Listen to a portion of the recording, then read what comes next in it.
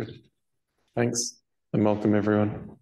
Thanks, Stephen. Well, actually, welcome, Stephen. You're at sort of unusual site on this half of the world at the moment. Harvey asked me to do an introduction, and I didn't think about it at all because I just assumed I could waffle some garbage about Stephen being an amazing, eminent, prolific scientist, but that would be incredibly boring. So I should think of something else which I can't do. Although maybe something that I thought is worth saying is that, you know, something I might admire you for, is that you really strike me as the way you do your research or work as a conservation scientist is sort of not being afraid to do the hard yards and spend the time with the nitty-gritty of conservation assessments and huge action plans for Australian birds. I'm not sure if Hayley's rolling her eyes here at a lot of the hard work that she may have done on your behalf for much of that sort of stuff, but also taking a step back and looking at the bigger picture of the way we approach conservation scientists. Like, are we labelling our species incorrectly or governing our species with strong, and annoying people along the way with making those useful suggestions, and also maybe taking another perspective about the way we monitor things, not just populations and the things we're concerned about, but threatening processes that we should possibly pay just as much attention to. Anyway, that's enough from me. I'll leave you to talk about it. Thank you. Bothered. I've basically got an announcement to make that I'm going to hang right well back from here because yesterday I got tested for COVID and they said I was positive, and this morning I found I wasn't, but I'll just stay back here, and if anybody leaves now at this moment, I won't feel the least bit offended. I probably can't reach you, and probably, quite possibly, your neighbour is also infected at this time, but I just thought I'd better say that to start with. And use people online should be all right. So, I can talk about monitoring threats to Australian threatened birds. It's part of something that started quite a long time ago, and it's involved quite a few people from this university. These are the authors on a paper we've got almost in press. And Hayley, you'll see, is one of the authors. We've got John Wodarski, Barry Baker, who's one of our adjuncts, Sarah Legg, Amanda, who's now an adjunct, was here for a long time, Linda Luck, you're going to go and see in Berlin, and Kirsten, and Hayley, who's rightly at the end because she has so many of the sophisticated numerical analyses, but I thought they're too difficult to explain, Hayley, so I'm not going to include them in here. I just thought I'd warn you not to expect them, but they're very good. They're in the paper. So what I'm going to do, I hope, is I'm going to talk about the results. Is this meant to work? Oh, God. Well, I'm going to talk about the results, but I want to talk a lot more about the methodology. I know this is being recorded, and I know there's some people who are quite interested in the methodology. And what do I do? Left and right. All right, then, very good. So, and so I want to explain the way we go about this monitoring of threats to a whole class of animals across Australia, because it hasn't been done. Really hasn't been done properly in Australia, I think. So it all began a bit over 10 years ago. I was at BirdLife Australia, and there was someone there from the Royal Society for the Protection of Birds talking about how they monitor species recovery in England. And David Holcomb, his name was, and they had a nice little process that of 13 steps that started where you do a bit of monitoring, you find there's a problem, and then you diagnose the problem, and you test some solutions, and you put those solutions into place, and the creature goes smoothly up the other side. It's a lovely process, and you can put every species in Britain somewhere along that road to recovery. So I thought, oh, that's neat. I'll try it here. And so I got up near the top of the list of Australian birds in malleefowl, and I went sort of 2 birds in, and I tried to put the malleefowl on the road to recovery, and it could have been anywhere. It was very confusing because in some parts there was one sort of threat, and it was doing quite well. Western Australia, they've stopped the land clearing, they've got them in patches. There aren't the big problems, and it might be quite a long way towards recovery.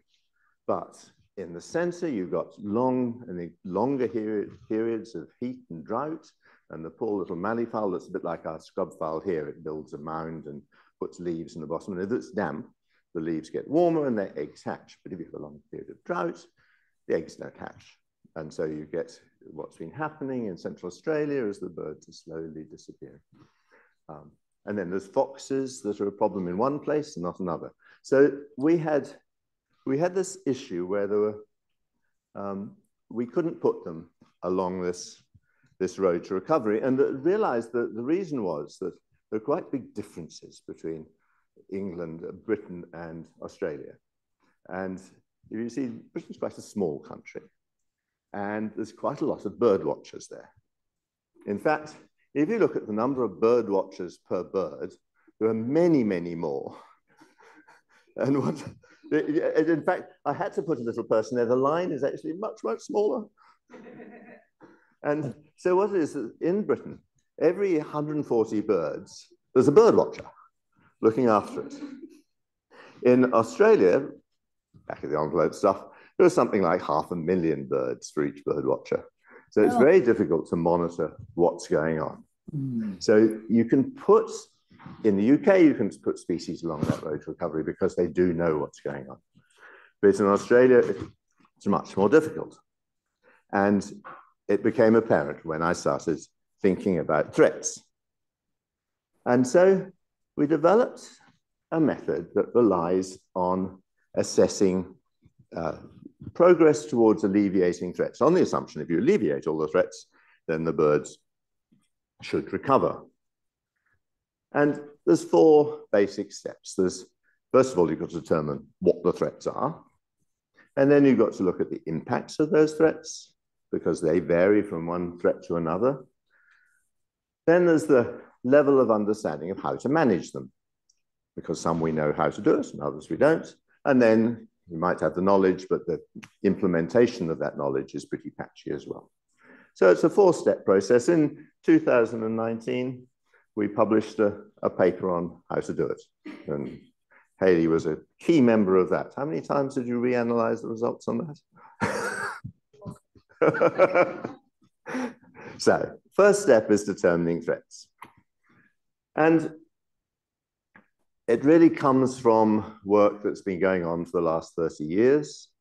Every decade or so, I've been involved in writing or editing an action plan for Australian birds.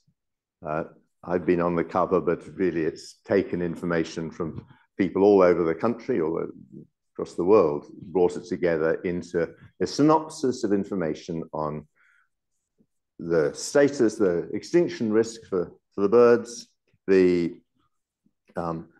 what to do about it, what the threats are, and what to do about those threats. And we've built that up gradually.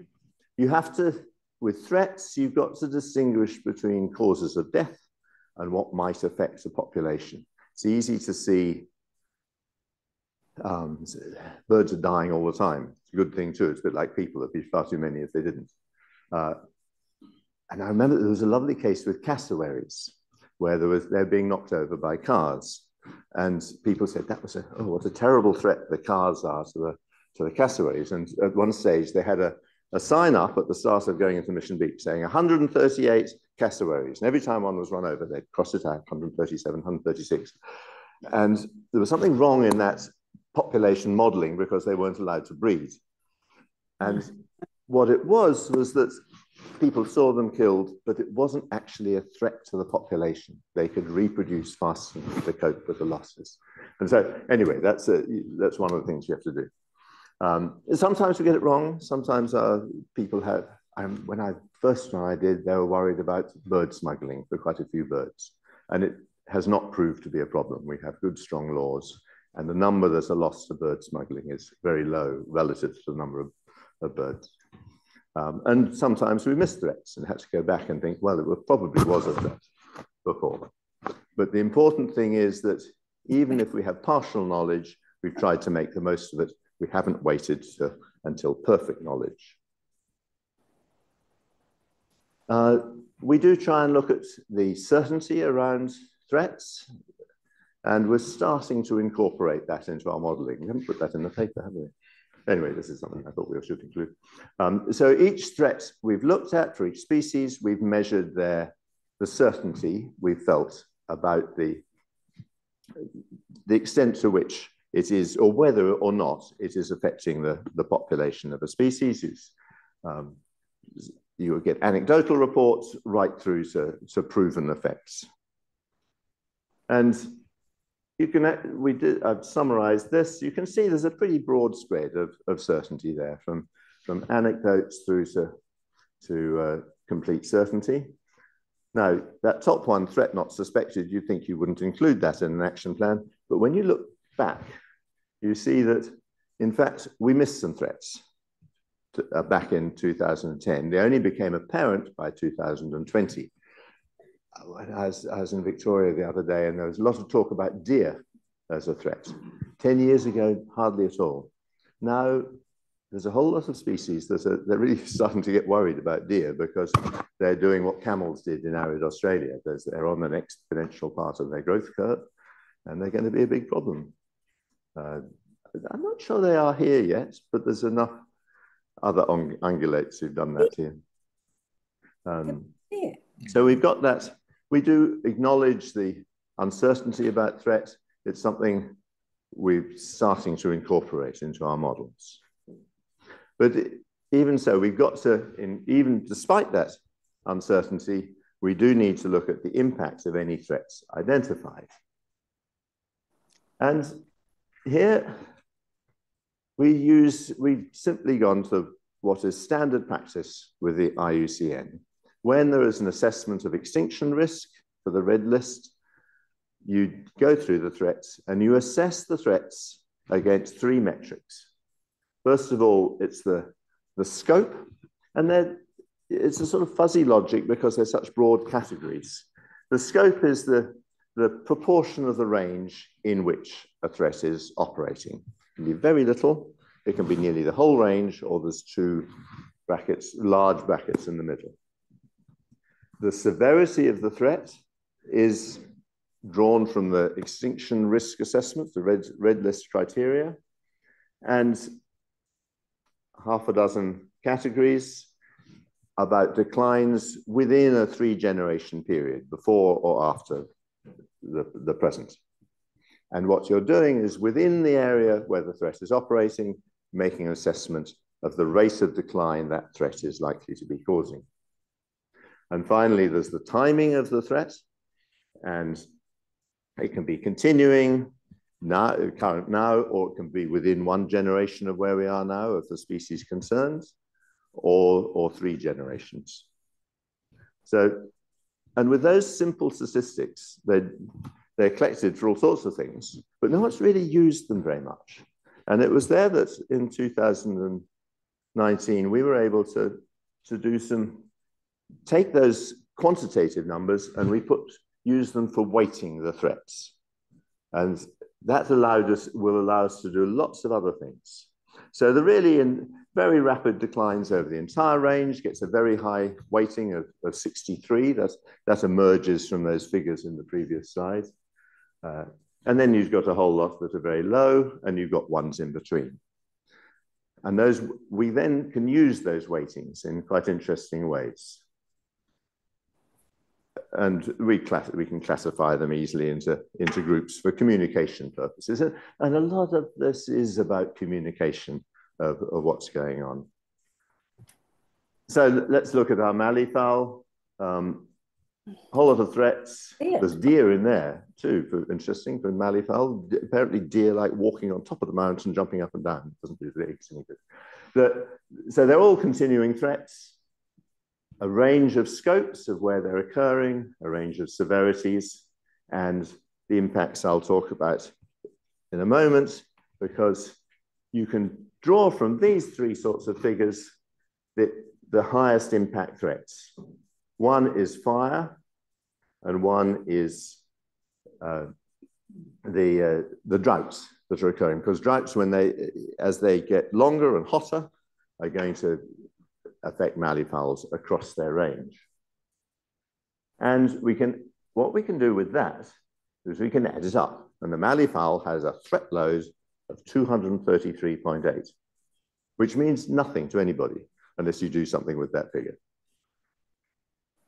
And what you can do is you can compare the actual threat load at the moment with what it could be if we weren't taking action. You can look at the threat load across time. I'm going to show you 2010 and 2020. You can compare within species groups or compare between species groups, and that can help focus where action is taken. So let's take the grey petrel. Grey petrel nests on Macquarie Island, south of Tasmania. That's our only Australian breeding population. In first action plan, there weren't even any there. They'd been extirpated by cats. And if it was only after cats were eliminated in sort of the end of last century that the grey petrels came back there to breed. And they went up, and then they started going down again because when the cats went, the rabbits increased. The rabbits ate the grass, and that made the grey petrels vulnerable again to local predators. So 2010, they were pretty dire. Right, the rats were getting them, the rabbits were eating the grass, the mice were quite likely to become a threat because the mice even eat albatrosses on some islands. By 2020, this had dropped to virtually nothing because they'd taken out all the mammals from the island, and the population is going up quite steeply now. So you've got some nice, it's halved the threat load in 2010. It was almost entirely relieved by 2020. And these are quite nice sort of statistics you can use for communicating about conservation. Grass wrens are a lovely little group of birds, quite an old passerine lineage. There's some in the white-throated grass wren in Arnhem Land. There's populations of grass wren all over the place. And many of them are threatened. And we're able to look at the threat load and compare them.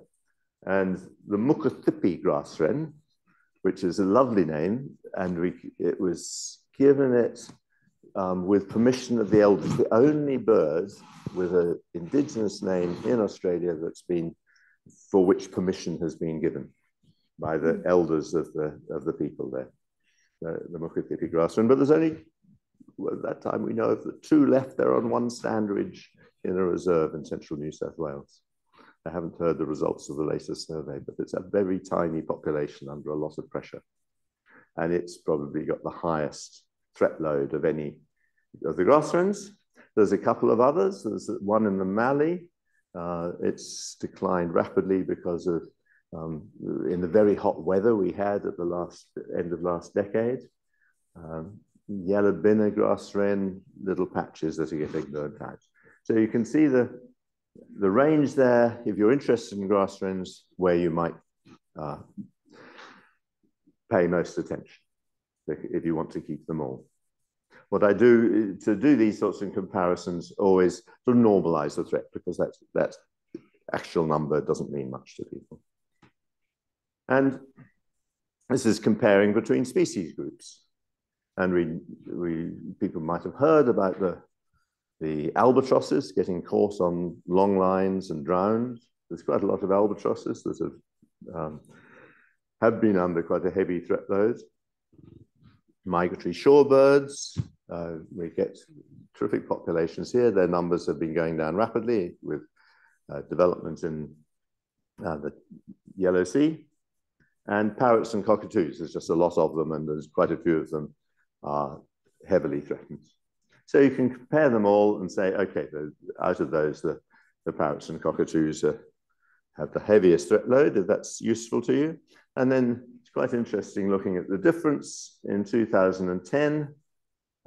It's gone up a little bit. The threat load is slightly higher for shorebirds, more or less the same for the parrots and cockatoos, but gone down quite a lot for the albatrosses. That's one of the big success stories, really.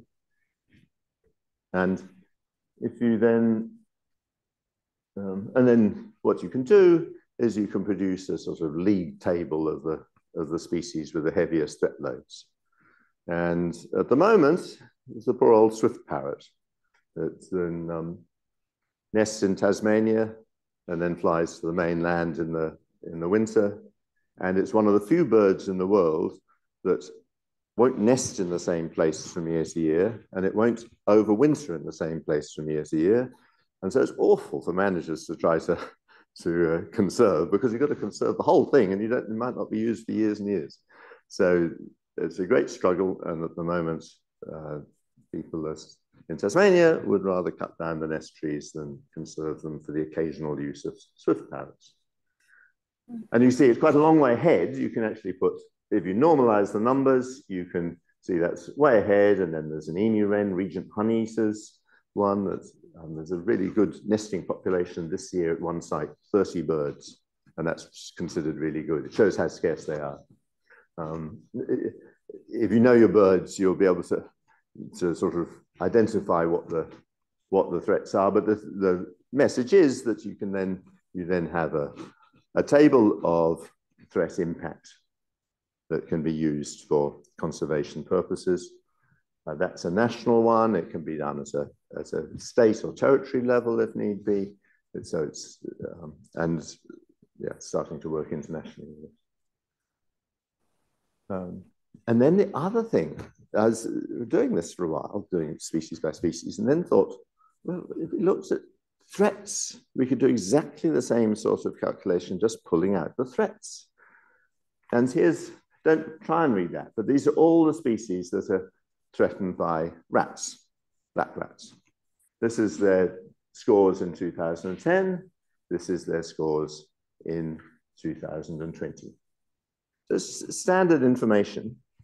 But then what you can do is say, you can look at the potential threats. You can think what rats would do if they hadn't already been controlled in places. And you can use that as the benchmark. And then in 2010, it was nearly 80% of that potential was being realized by the rats.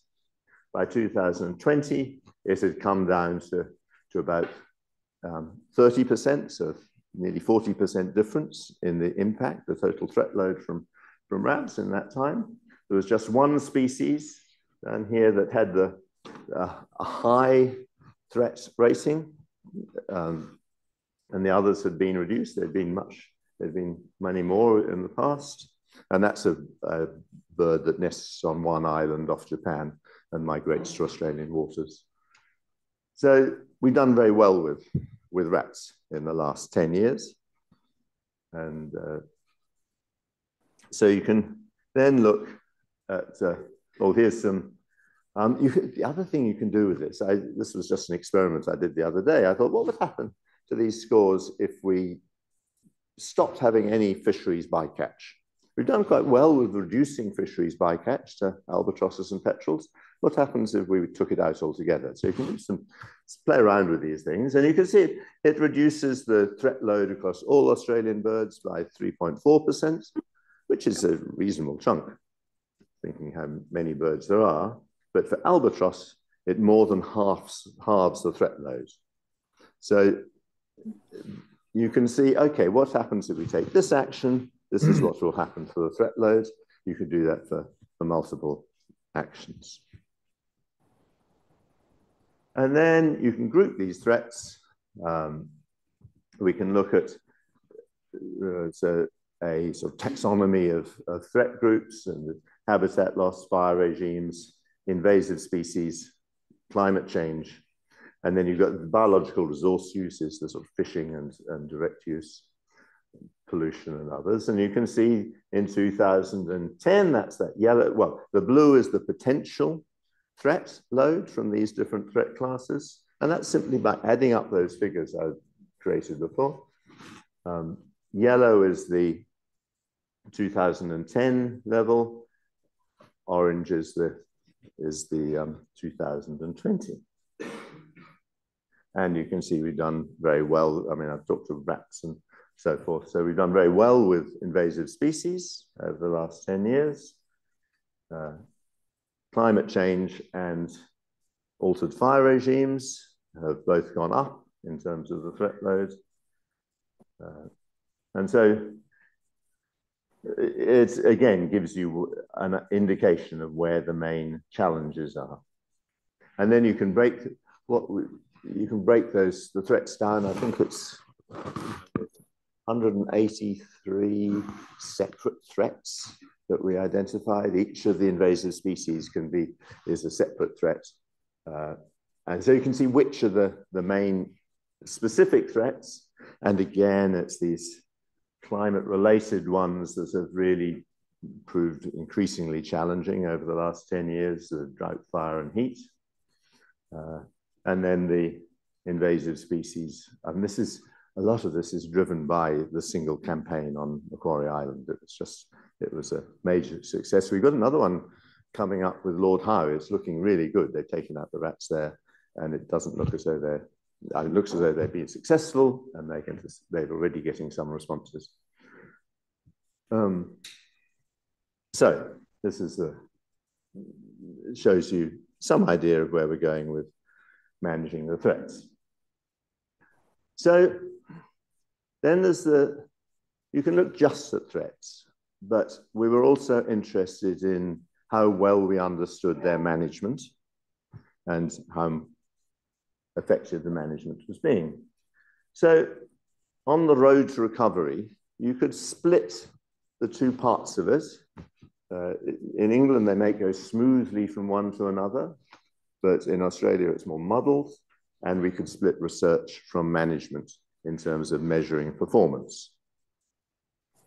And we did this simply by assessing for each threat our level of knowledge of how to manage them, and having a simple metric of 0 to 6. That's the research achievement. You turn it around, and it's the research need. One gives the other. And so we did that for every threat, to every species. And here's an example of how this works. This is the helmeted honeyeater, bird that people have been working on for 50, 60 years, I think. Victoria's faunal emblem. Lives in a tiny little reserve east of Melbourne called Yellingboe. And it has a whole string of threats. I'm going to just describe a couple of them. Now, fire is their greatest fear. A single fire through Yellingboe will take it out. They've done a couple of things towards managing that threat. One is to have a captive population. So what they do there is they take birds into captivity for a few years, put them back in the wild, and take another few. They all have turns at boarding school. And their offspring are then released to the wild. It's a very intense program. But they've also been trying to reintroduce them to other sites to minimize the risk by having multiple populations. And that hasn't gone as well. So they're partway there. So there's still research needed on how to reintroduce them to places. But it was a major threat impact, and they're partway there. Then there were bell miners. Bell miners are chunky little birds that bully other birds. And they live in colonies, and they're being very mean to the helmeted honeyeaters. And someone came along and said that shouldn't happen. So there aren't any more bell miners in the near vicinity of helmeted honeyeaters. And they worked out what the problem was. They worked out how to get rid of them. And there's no longer a research need on bell miners. They know how to do it. And this has been proven how to do it. Because it's all very well having ideas, and some of the metrics about ideas, but you've actually got to do some trials and test that it works. And then you've got kookaburras that will go down and take the eggs and young occasionally. And they're doing what kookaburras do. They're just living in the bush there. There aren't any more of them or fewer of them than might be expected. They're not a major threat. Their threat impact is fairly low. So even though there's a bit more to learn about how to keep kookaburras, theoretically, You could keep kookaburras out by taking them out of the system, by putting big cages around each nest. There's a whole lot of ways you could do it, but there's actually not much. The research need is lower because the impact is lower. And that's one of the things we're doing. We could say what the research need is, but then we balance it by the impact of the threat. And so there you go, the research needs score for the helmeted honeyeater is 243 and absolute need is 493. And it puts it at number 6 in Australia for research needs, even though they've been working on it for years. There's still these pretty fundamental problems they have not yet solved in terms of reducing its extinction risk. Swift parrots at the top there. Swift parrots quite interesting in that case. It's not, they've done terrific biological research, but the threats are continuing. So it's not necessarily biological research that's needed. It's social, political research on how you influence a system that will conserve the parrots, and the government will still get voted back in. So it's a very tricky problem for the poor swift parrots. And there you can see those are the top 20 out of 200 and something. I forget what it is. It's a lot of threatened birds we selected, but these give you an idea of where the major research needs are. And then you can do that nationally over time. And you can see there's a big chunk of threats for which we've got no knowledge of how to deal with them. A lot of climate related ones. But the encouraging thing is that red block is much smaller in 2020 than it was in 2010.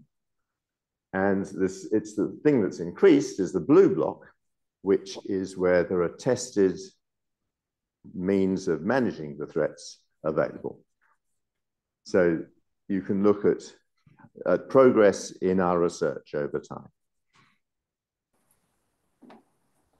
And you can look at progress across the different threat classes. You can see there that we know quite a lot about, we've increased our knowledge of invasive species. Is it faint to you? It's faint to me. Anyway, this is invasive species in 2010. We've got a lot better knowledge about how to manage them now. Climate change, this is what we need for research on how to manage climate change. We knew nothing in 2010. We know a little more than nothing now. It's going to be a big challenge. We can look at inside Australia and outside Australia, as we've done now. Quite a lot of, there's groups of birds, shorebirds, seabirds that go out of Australia for part of their lives. And we assess those separately. There's not been much movement in those. They're quite different threats in many ways outside Australia than in Australia. Right, click this and see what happens, whether we get that up. And then one of the satisfying things is that where you've got change in the extinction risk status, say from vulnerable to endangered or endangered to vulnerable, it is linked to the percentage of the knowledge need met. So where we know a lot about the threats, there is more likely to have been a reduction in that extinction risk assessment. Where we know very little, they're more likely to have gone up, which is what we assumed would happen. But it's nice to have a bit of numerical information about that.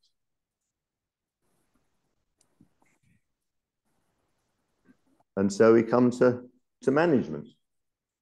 And again, I'm not going to go through a whole lot of case studies here. It's just the same sort of thing, a series of steps from no management through to optimal management. We did have no management needed. You've got it past management. Of course, in fire-prone landscapes, you always need management. Otherwise, the system changes. So it's getting to a state of optimal management is the top score.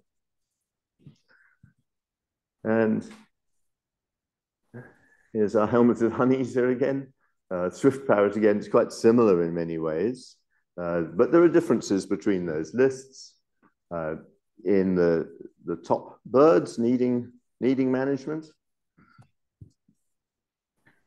And again, you can do a national summary of how management has changed over time. And you can see back in 2010, something like 70% of the birds' threats had no management at all. That's come down a bit, but it is still a very big red block at the top that has no management. But there's been some incremental increases in some of these other groups where the management is high quality and is probably optimal. But it's a way of assessing progress. It's a slow measure of change. It doesn't change much from year to year, but over a 10-year period, there's a gradual change. And here's the change in management need. Again, it's very similar to the knowledge need. There's climate change again. All these graphs are just, these bars are just a little bit further that way because the need is much greater than what is being applied.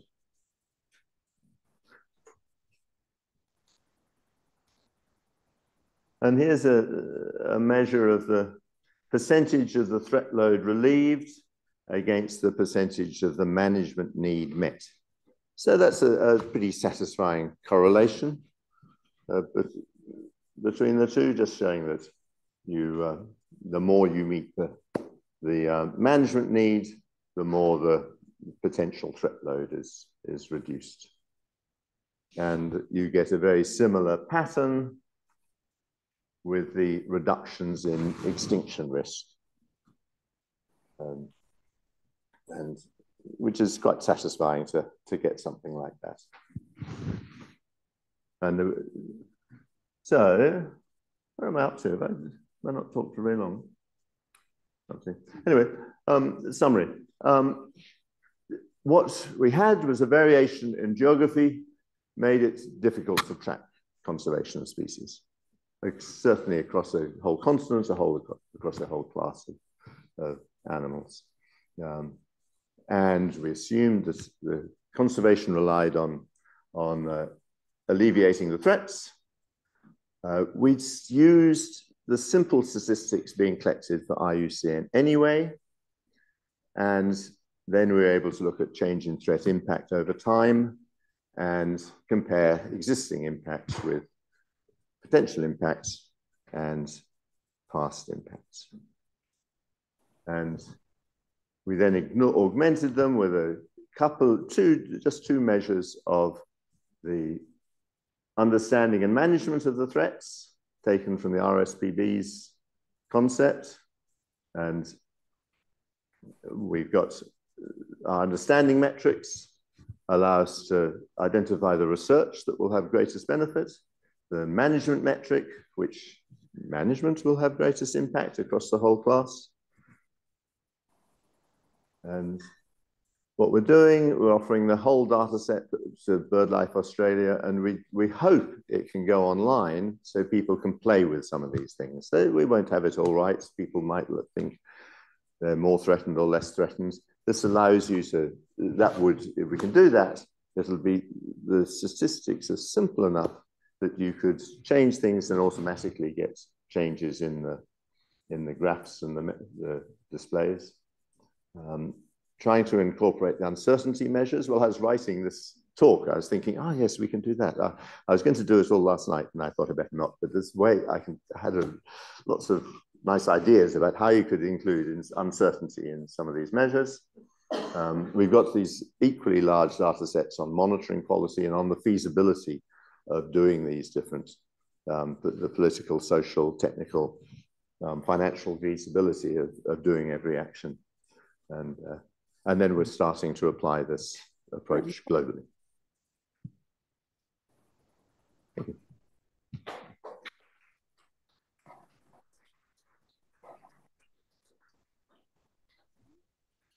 Great. Thanks, Stephen. We'll take some questions, and if anybody online has questions, you can type them into the chat. I wanted to know.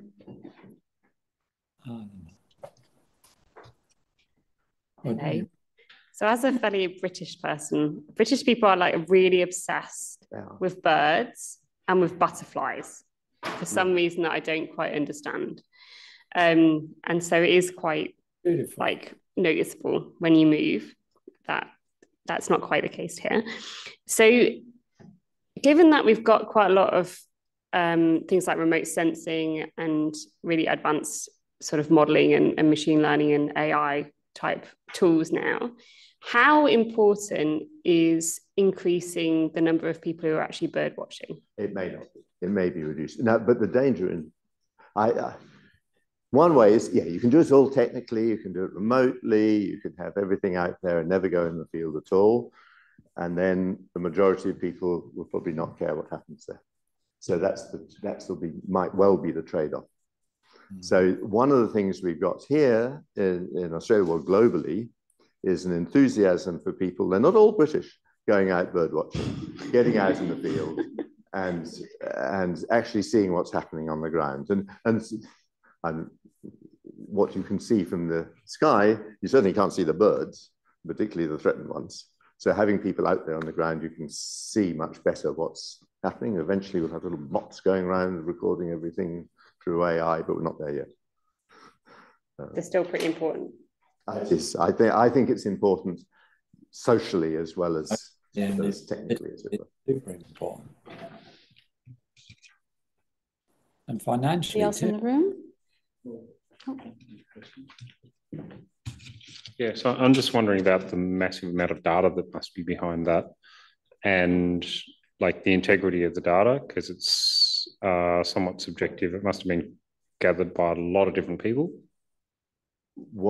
Yes, it is. Yeah, and each action plan text has multiple authors who are the authorities on that species, so can judge the threats. The issue you're talking about is whether they have the same information, they would use it the same way.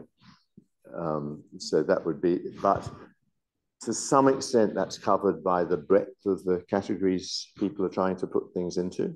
Okay. Because they're fuzzy numbers, you can deal with some of that. There are undoubtedly differences in opinion. The hope is that having such a large body of data that sort of variation will not affect the overall conclusions.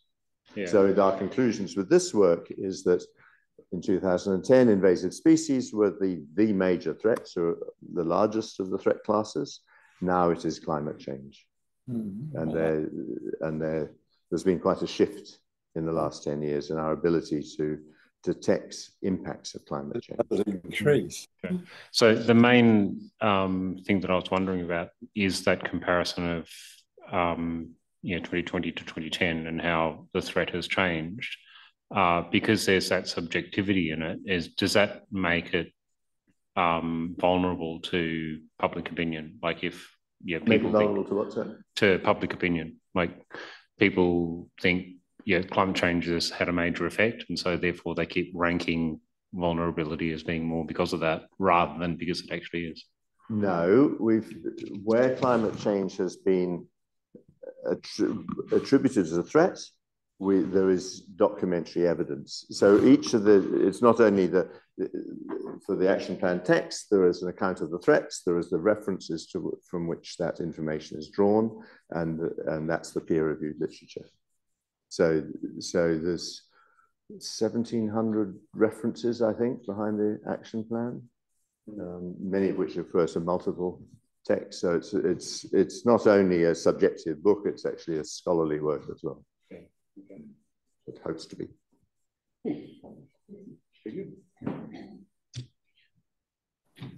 Yeah. Are subspecies included in this? Yes. Since in 1992, when I first did this, people were working on helmeted honeyeater, and that's obviously, it was a subspecies, and it was valued by the Australian public through their governments, and therefore the public was saying subspecies are valuable. So at that stage, when I first did it, I assessed all the subspecies. I thought, why should the helmets and honeys get some privileged out of that? And ever since then, we've done subspecies all the way through. They do it for birds and mammals in Australia, much less so for frogs, reptiles, or other groups. Butterflies, they mean. Yeah. Let's see what's in the chat here. Anyone online? Excellent presentation is what online says. Thank you. Great. Well, we have fancy drinks and pizza, I believe, outside if we want to continue discussion out there. So thanks, Stephen. He can't go and join the crowd if he's got bloody COVID. I wonder if David's there. Look, Haley. I had them there in reserve in case anyone had anything to say. These are Haley's fancy stuff. I do have a question here. Yeah. I'm not quite close it out yet. I wonder if climate change issues are not going to be met by some species breeding with other species, like different types of parrots interbreeding. Conceivably, there's some evidence of little terns and fairy terns hybridizing. Now, whether that's a climate change thing or not, we don't know. There's a hybridization is an issue for only two taxa, I think, black-eared miner and yellow-throated miner, and the two terns. So not evidence of it yet. Cool, great. Thanks.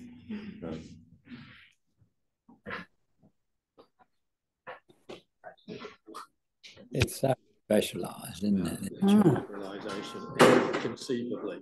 So, sorry? Hybridization and conceivably. What?